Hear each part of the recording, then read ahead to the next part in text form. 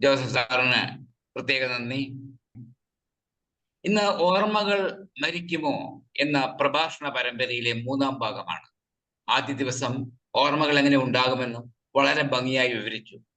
നാം ഗ്രഹിക്കുന്ന കാര്യത്തെ കോഡിങ്ങിലൂടെ ശേഖരിച്ചു വെക്കുക, ആവശ്യമുള്ളപ്പോൾ റീകോഡ് ചെയ്യുക അല്ലെങ്കിൽ റീകോൾ ചെയ്യുക. റിക്കാർഡിംഗ്, സ്റ്റോറിംഗ്, റീകോളിംഗ്. വ്യക്തിയുടെ ഈ ഒരു കഴിവിനെയാണ് നമ്മൾ ആദ്യത്തെ ഭാഗം ഓർമ്മകൾ എന്ന് പറഞ്ഞത്. പഞ്ചേന്ദ്രിയങ്ങളുടെ വികസിച്ചു വരുന്ന sensory memory, short term memory കടന്ന് ലോങ് ടേം മെമ്മറിയിൽ എത്തുന്ന യാത്രയെ കുറിച്ചാണ് ആദ്യ ദിവസം ചർച്ച ചെയ്തത്. നമുക്ക് നല്ല ഓർമ്മകളെ താലോലിക്കാം, അങ്ങനെ ജീവിതം സുന്ദരമാക്കാം. 2-ാം ദിവസം മറവിയെക്കുറിച്ചുള്ള ചർച്ചയായിരുന്നു. മറവി ഓർമ്മയുടെ മറ്റൊരു തലമാണ്, ജീവിതത്തിന്റെ ഒരു സ്വാഭാവിക പ്രതിഭാസം. ഷോർട്ട് ടേം മെമ്മറിയും ലോങ് ടേം മെമ്മറിയിലും സൂക്ഷിച്ചു വെച്ചിരിക്കുന്ന വിവരങ്ങൾ അതേപടി നിലനിൽക്കണമെന്നില്ല. അതിന് മാറ്റങ്ങൾ വരാം. സാവധാനം അത് മാഞ്ഞു പോകാം. മറവി എന്ന് പറയുന്നത് മുൻകൂട്ടി മനസ്സിലാക്കിയ അല്ലെങ്കിൽ പഠിച്ച വിവരങ്ങളും സംഭവങ്ങളും കഴിഞ്ഞകാല അനുഭവങ്ങളും ഓർമ്മിച്ചെടുക്കാനുള്ള കഴിവുകേടാണ്. ഇതിന്റെ മറുവശമാണ് ഓർമ്മകൾ. നാം ഗ്രഹിക്കുന്ന വിവരങ്ങളും അനുഭവങ്ങളും റെക്കോർഡ് ചെയ്യാനും ഓർമ്മിച്ചെടുക്കാനുമുള്ള കഴിവിനെയാണ് ഓർമ്മകൾ എന്ന് പറയുന്നത്. അതിന്റെ ഓപ്പോസിറ്റാണ് നേരത്തെ പറഞ്ഞ മറവി. ഈ ഓർമ്മകൾ തന്നെയാണ് മറവിയിലേക്ക് വഴുതി വീഴുന്നത്. ചിലപ്പോൾ തെറ്റായ കോഡിങ്ങുകൾ കൊണ്ടും തേയ്മാനം കൊണ്ടും ഏജിങ് കൊണ്ടും മറ്റ് തടസ്സങ്ങൾ കൊണ്ടും ഈ ഓർമ്മകൾക്ക് മങ്ങലേൽക്കുന്നു. ഓർമ്മകൾ മരിക്കുന്നില്ല, കാലക്രമേണ ക്ഷയിക്കുക മാത്രമാണ് ചെയ്യുന്നത്. മറവിയിൽ പെടാത്ത ആരും ഉണ്ടാകുമെന്ന് തോന്നുന്നില്ല. പ്രണയ നൊമ്പരത്തിന്റെ സങ്കടം അദ്ദേഹം ചില ഗാനങ്ങളിലൂടെ ഇവിടെ അവതരിപ്പിച്ചു. ഓർമ്മകളെ മുഴുവനായി മാച്ചുകളയാൻ കഴിയുമോ എന്ന് സംശയമാണ്. കാലം കഴിയും തോറും ഓർമ്മിച്ചെടുക്കാനുള്ള കഴിവുകൾ മറവിക്ക് കാരണമാകുന്ന ചില കാരണങ്ങൾ എന്താണെന്ന് നോക്കാം. ഒന്ന്, മെമ്മറി ഡീകേ, മെമ്മറിയുടെ തേയ്മാനം. മെമ്മറിയുമായി ബന്ധപ്പെട്ട ചില ന്യൂറോണുകളുടെ തേയ്മാനവും കൊണ്ട് മെമ്മറി റിട്രൈവ് ചെയ്യാൻ കഴിയാതെ വരിക, അത് സ്വാഭാവികമാണ്. കാലം കടന്നു പോകുന്നതനുസരിച്ച് മെമ്മറിയുടെ ട്രേസസ് മങ്ങുകയും അപ്രത്യക്ഷപ്പെടുകയും ചെയ്യുന്നു. ലോങ് ടേം മെമ്മറിയിൽ ഉള്ളത് മുഴുവൻ മാഞ്ഞു പോകും എന്ന് പറയാനാകില്ല. പിന്നെ അദ്ദേഹം ഇന്റർഫറൻസ് തിയറിയെ കുറിച്ച് പറഞ്ഞു. പഴയ ഓർമ്മകളുടെ സ്വാധീനം കൊണ്ട് പുതിയവ ഓർമ്മിക്കാൻ കഴിയാത്തതിനെ പ്രോ ആക്റ്റീവ് മെമ്മറി എന്നും, നമുക്കുണ്ടാകുന്ന പുതിയ അനുഭവങ്ങളുടെ ഓർമ്മകളുടെ സ്വാധീനം കൊണ്ട് പഴയവയെ ഓർമ്മിച്ചെടുക്കാൻ പറ്റാത്തതിനെ റിട്രാക്റ്റീവ് എന്നും അദ്ദേഹം പറഞ്ഞു. അതിന് പരിഹാരം റിഹേഴ്സിംഗ് ഇൻഫർമേഷൻ ആണ്. റിട്രീവൽ ഫെയിലിയർ, ബ്രെയിനിൽ സൂക്ഷിച്ചു വെച്ചിരിക്കുന്ന ഓർമ്മകളെ തിരിച്ചെടുക്കാൻ കഴിയാതെ വരിക. അത് പലപ്പോഴും നമ്മൾ ടിപ്പ് ഓഫ് ദ ടങ്, ഇപ്പൊ ഓർത്തേ ഉള്ളൂ, പറയാൻ പറ്റുന്നില്ല, അങ്ങനത്തെ വാക്കുകൾ, അതൊക്കെ ഇതിനൊരു ഉദാഹരണമായിട്ടാണ് അദ്ദേഹം ഇവിടെ പറഞ്ഞത്. പിന്നെ പ്രൂൺ മെമ്മറിയെ കുറിച്ച്, നമുക്ക് ഓർമ്മിക്കാൻ ഇഷ്ടപ്പെടാത്ത പ്രാധാന്യമില്ലാത്ത ഓർമ്മകളെ ഒഴിവാക്കുന്നു. അതിന് ആക്റ്റീവ് മെമ്മറി എന്നും പറയും. ബ്രെയിനിന് കൂടുതൽ പ്രാധാന്യമുള്ള വിഷയത്തിൽ ശ്രദ്ധ കേന്ദ്രീകരിക്കാൻ കഴിയും. മറവി എന്ന് പറയുമ്പോൾ തലച്ചോറിലുള്ള ചില ഓർമ്മകൾ മാഞ്ഞുപോയി, മുഴുവൻ മാഞ്ഞുപോയി എന്ന് അർത്ഥമില്ല. ആ ഓർമ്മകളെ നമുക്ക് ഓർമ്മിച്ചെടുക്കാൻ കഴിയുന്നില്ല എന്ന് മാത്രം. വളരെ ചുരുക്കിയാണ് കഴിഞ്ഞ ദിവസത്തെ സാറിന്റെ ചർച്ചയെക്കുറിച്ച് ഞാനിവിടെ പറഞ്ഞത്. അതിന് അത്രേ സമയമുള്ളൂ നമുക്ക്. കഴിഞ്ഞ ദിവസം നടന്ന മറവിയുടെ ചർച്ചകൾ ഇന്ന് തുടരും. ഇന്ന് തീർക്കാൻ ശ്രമിക്കാമെന്ന് മാത്രമേ ഉള്ളൂ. ഏതായാലും സാറിനെ വളരെ സ്നേഹത്തോടെ സന്തോഷത്തോടെ അതിൽ സ്വാഗതം ചെയ്യുന്നു. കുറെ തിരക്ക് പിടിച്ചാണ് പറയുന്നത്, വീണ്ടും വെൽക്കം ചെയ്യുന്നു. വളരെ സന്തോഷം. താങ്കളുടെ വാക്കുകൾ കേൾക്കാൻ എല്ലാവരും ശ്രദ്ധയോടെ കാത്തിരിക്കുകയാണ്. ദയവായി തുടങ്ങുക. മൈത്രി ഭവ. മൈത്രി ഭവ. എല്ലാവർക്കും നമസ്കാരം. ഇതിപ്പോ 3-ാമത്തെ ക്ലാസ് ആണ്. നമ്മളൊക്കെ ഒരു ഹൃദയബന്ധുക്കളായി മാറി എന്ന് പറയാം. നമ്മുടേതായിട്ടുള്ള സ്വന്തം എന്ന് തോന്നുന്ന ഒരു പ്ലാറ്റ്ഫോം, അതിൻ്റെ സ്വാതന്ത്ര്യം എടുക്കുവാനും ഞാൻ ആഗ്രഹിക്കുകയാണ്. അതിനൊരു സുഖമുണ്ടല്ലേ? ആദ്യമേ തന്നെ സർവേശ്വരന് നന്ദി പറഞ്ഞു ഈ ഒരു അവസരത്തിന് അവസരം ഒരുക്കി തന്ന ഇതിൻ്റെ സംഘാടകർ ഷാജി സാറ്, സതീഷ് സാറ്, സുഭാഞ്ജലി മാം, അങ്ങനെ നിങ്ങൾ ഓരോരുത്തരും. നമുക്ക് കഴിഞ്ഞ ആഴ്ചത്തെ സെഷൻ്റെ തുടർച്ചയെന്നോണം മറവി, എങ്ങനെയൊക്കെയാണ് മറവി ഉണ്ടാകുന്നത് എന്നതിനെക്കുറിച്ച് നമ്മൾ പറഞ്ഞു വെച്ചു. സതീഷ് സാർ വളരെ മനോഹരമായി അത് കോംപ്രിഹെൻഡ് ചെയ്ത് നിങ്ങൾക്ക് പറഞ്ഞിട്ടുണ്ട്.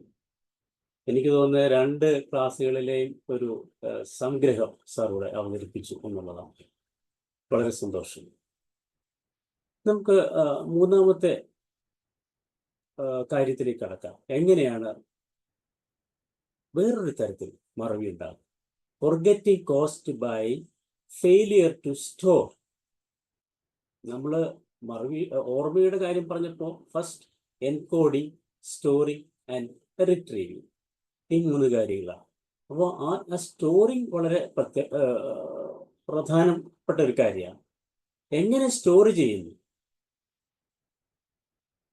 അതിനെ ബേസ് ചെയ്തായിരിക്കും ഓർമ്മയുടെ ആ ഒരു ഇൻറ്റൻസ്, ഓർമ്മിക്കാനുള്ള കപ്പാസിറ്റി ഒക്കെ വരിക.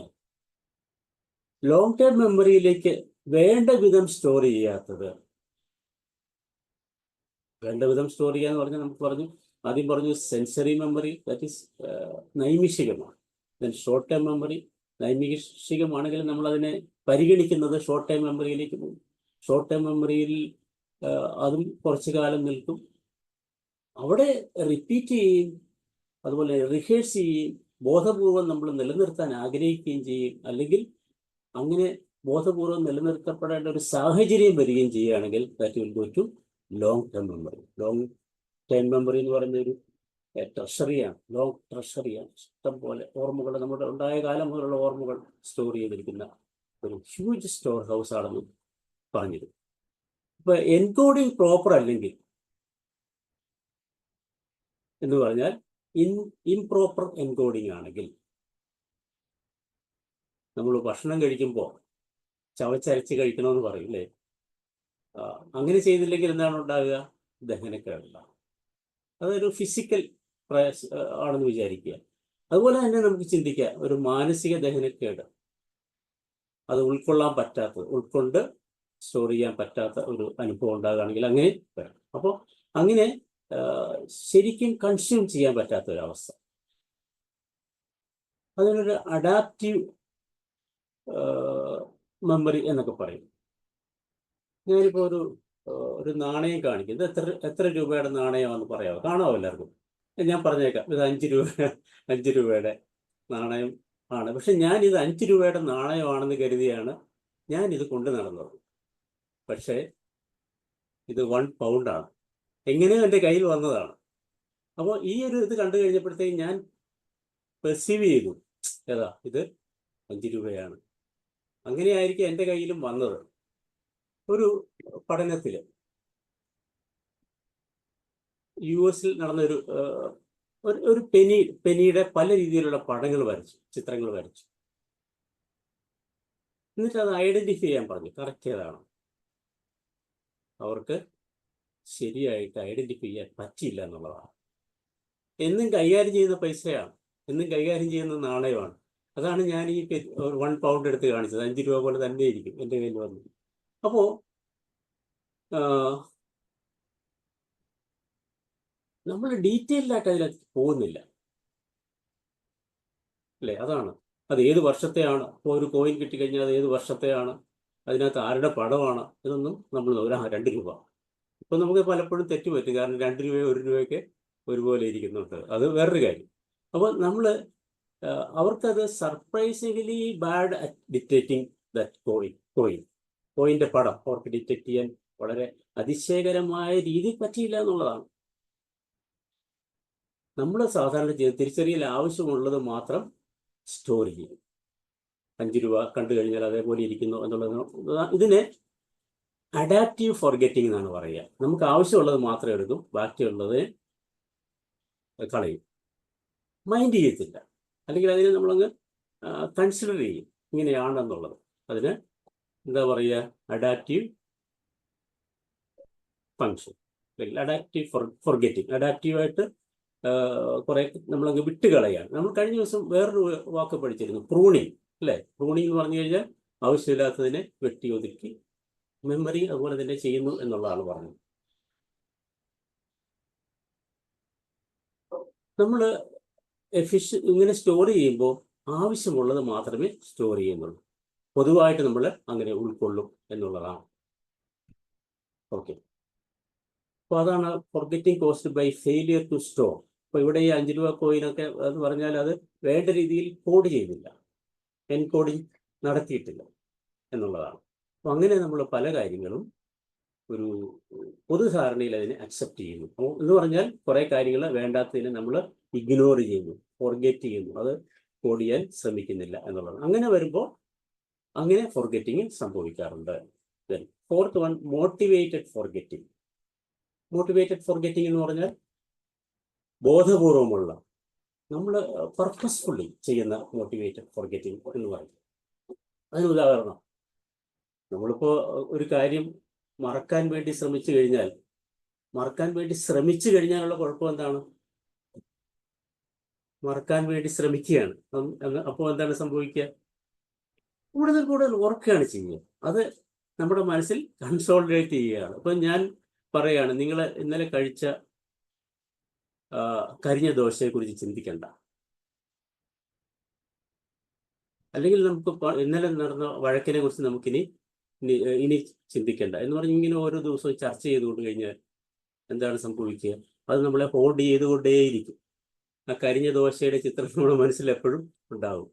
പിന്നെ അതുപോലെ തന്നെ നമ്മൾ രാവിലെ എന്തെങ്കിലും ഒരു തിരക്കിൻ്റെ ഇടയിൽ ചെയ്യുന്ന കാര്യങ്ങളിൽ അബദ്ധം പറ്റിക്കഴിഞ്ഞാൽ അതും പർപ്പസ്ലി ആണെന്ന് വിചാരിച്ചുകൊണ്ട് ആ ഒരു ഗ്രഡ്ജ് മനസ്സിൽ വെച്ചുകൊണ്ടിരിക്കും, അല്ലേ?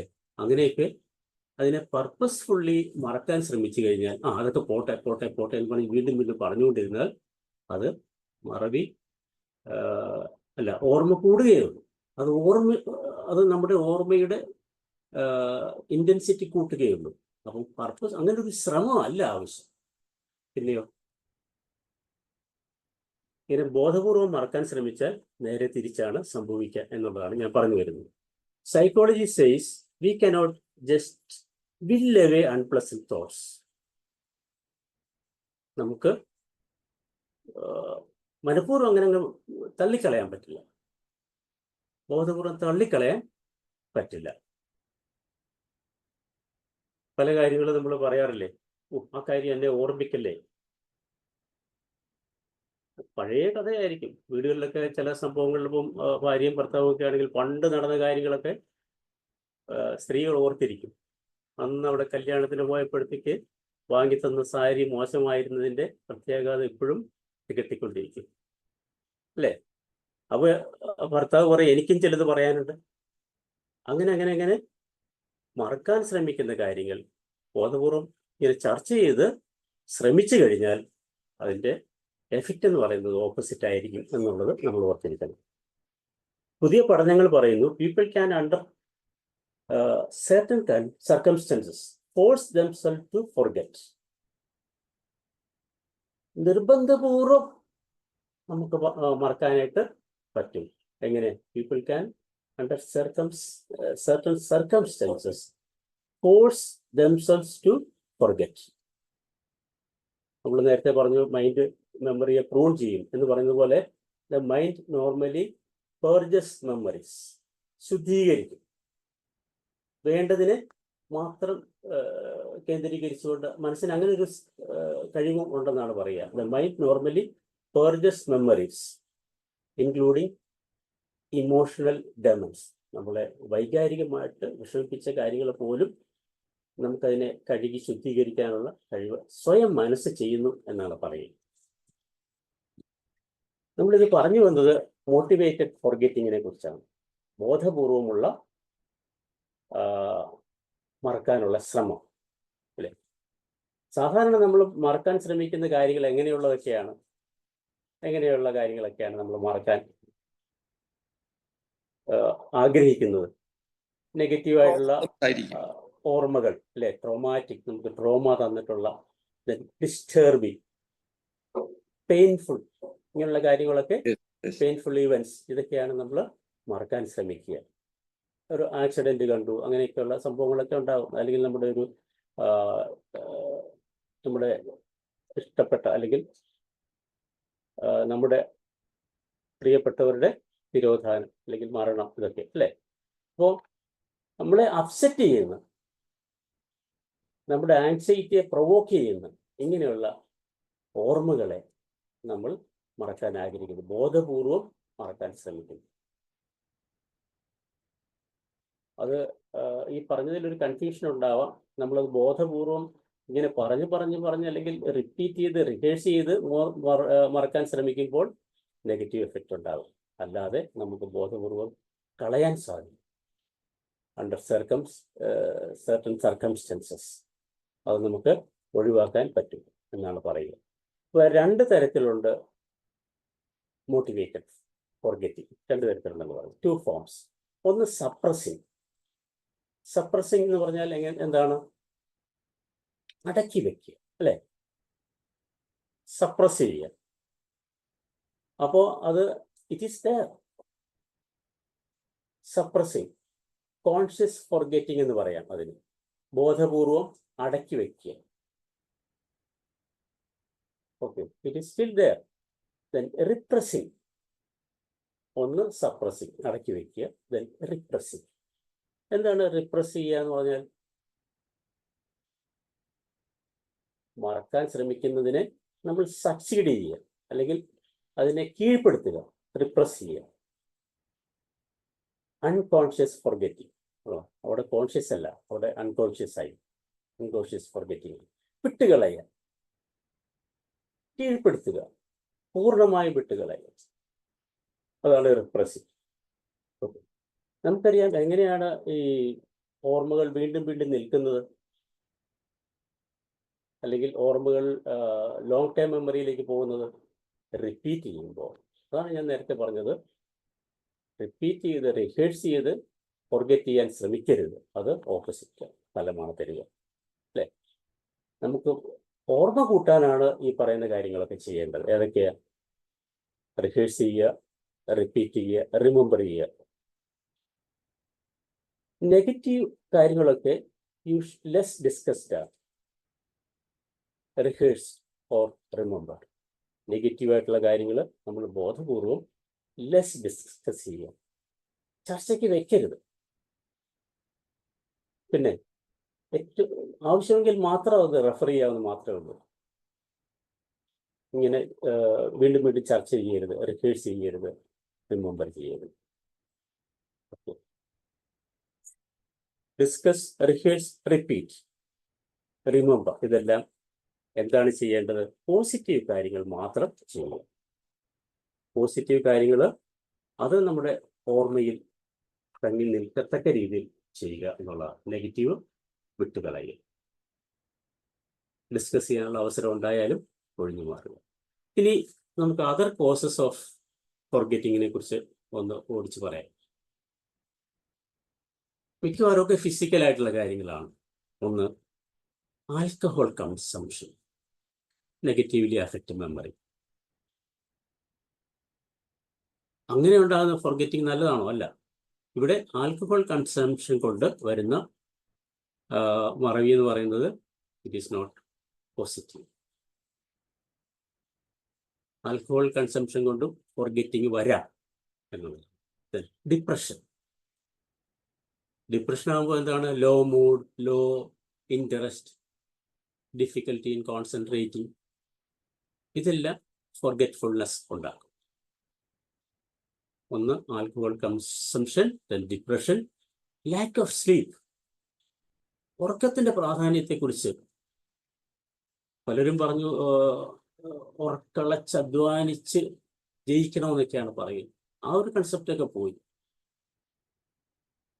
ഇപ്പോൾ നമ്മൾ ലോകത്തെക്കുറിച്ച് പഠിക്കുമ്പോൾ സന്തോഷത്തോടെ ജീവിക്കുന്ന ആൾക്കാരുടെ ദിനചര്യ നോക്കിയാൽ അവർ 7 മണിക്കൂറെങ്കിലും ഉറങ്ങുന്നു എന്നുള്ളതാണ്. 7 + 8 + 9 എന്നുള്ളൊരു ഇക്വേഷൻ ഉണ്ട്. 7 ഉറക്കത്തിന്, 8 നമ്മുടെ പ്രൊഫഷൻ, അത് സ്റ്റഡി ആയാലും ജോലി ആയാലും എന്തായാലും, ബാക്കിയുള്ള 9 hours നമ്മുടെ ബാക്കി എല്ലാ കാര്യങ്ങൾക്കും കിട്ടിയിട്ട് അതും കൺവീനിയൻ്റ് ആയിട്ടുള്ള ഇൻ്റർവെല്ലിൽ ഡിവൈഡ് ചെയ്തുകൊണ്ട് ചെയ്യുക എന്നുള്ളതാണ്. 7 + 8 + 9. ഇപ്പോൾ സ്ലീപ്പിൻ്റെ പ്രാധാന്യം വളരെ ഇമ്പോർട്ടൻ്റ് ആണ്. സ്ലീപ്പ് കുറവായാൽ, ഉറക്കം കുറവായാൽ അത് മറവിക്ക് കാരണമാകും, ഫോർഗെറ്റ്ഫുൾനെസ് ഉണ്ടാക്കുന്നതാണ്. അപ്പോൾ quality sleep is very important.